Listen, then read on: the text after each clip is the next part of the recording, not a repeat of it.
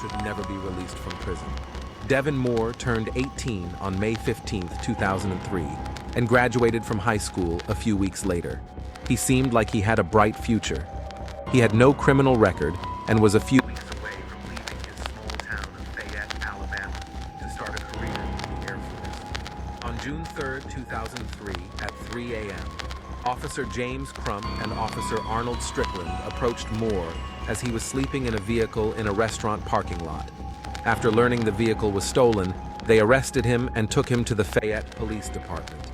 While booking Moore, they learned that a business near where the car was stolen had been burglarized. Whoever the burglar was had left a shoe print behind. The officers suspected Moore was behind that crime.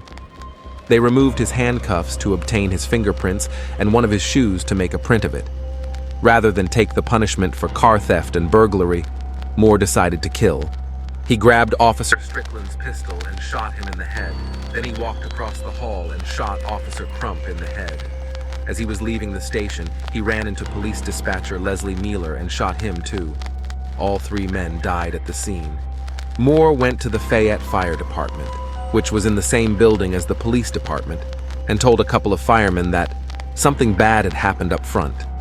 From there, he stole a police cruiser. He was arrested in Mississippi 4 hours later with Officer Strickland's gun in the cruiser. Reports indicate that after he was captured, he stated, "Life is a video game. Everybody's got to die sometime."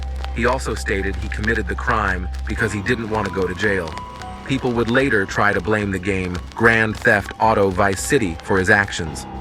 The families of Moore's victims sued the makers of the game and several retailers that sold the game for $600 million. They ended up losing the case. When Moore went to trial, his defense could not blame the game for his actions. They did try to say he was in a dissociative state and wasn't responsible for his actions. A jury of his peers sided with the prosecution and convicted him of 6 counts of capital murder in August 2005 after deliberating for 1 hour.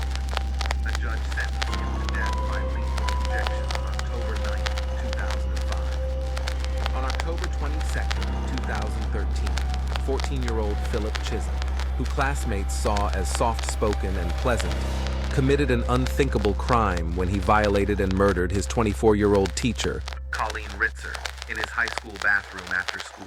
People worldwide were stunned by his young age and the location of the crime.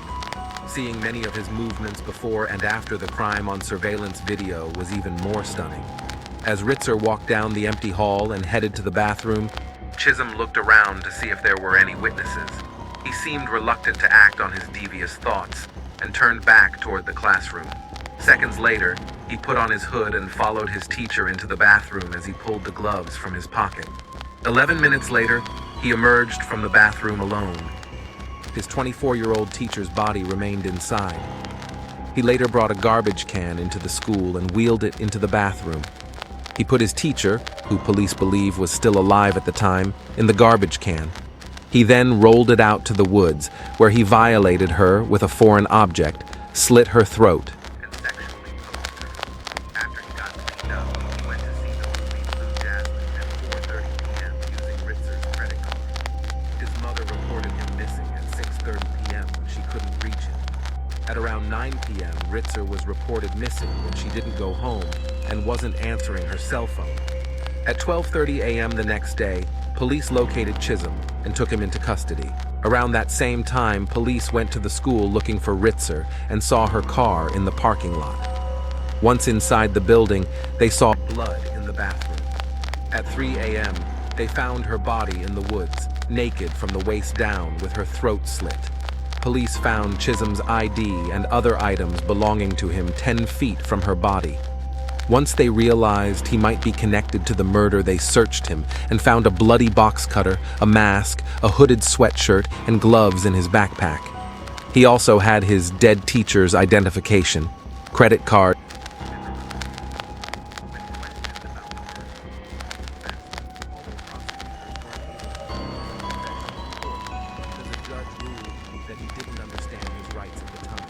He was charged as an adult with first-degree murder, rape, and robbery, and pled not guilty.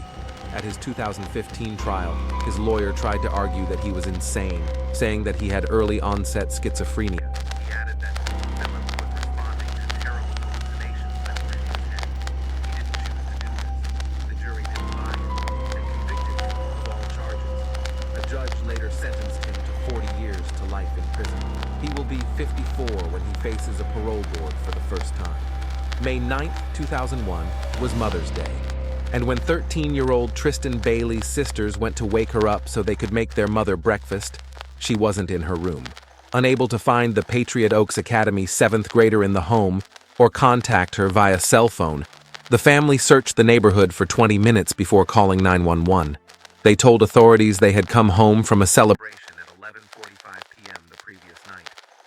Bailey's sister revealed she saw Bailey in the garage on video chat talking to a white male around midnight.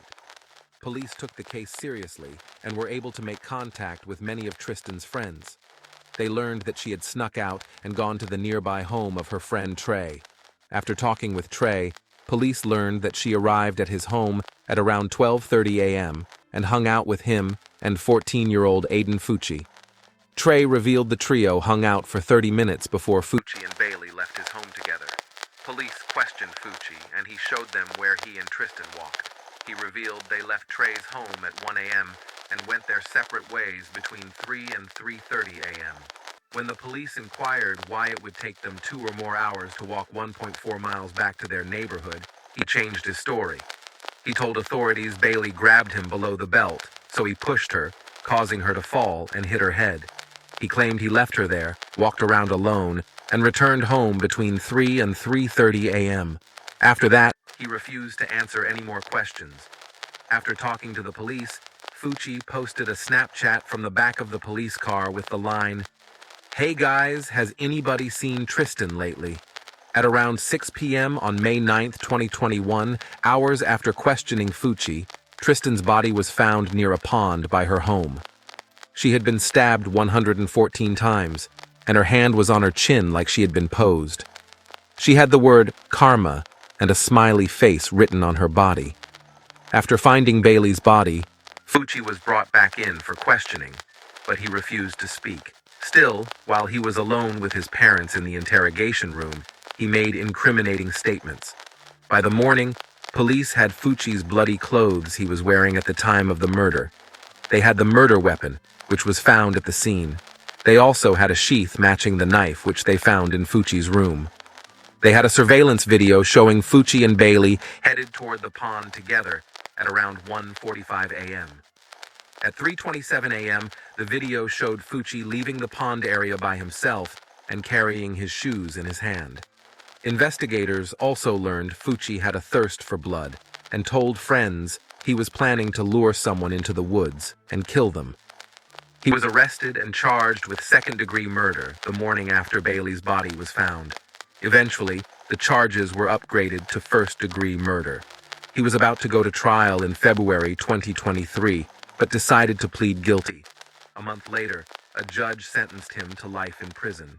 His case can be reviewed in 25 years, and a positive review could reduce his sentence.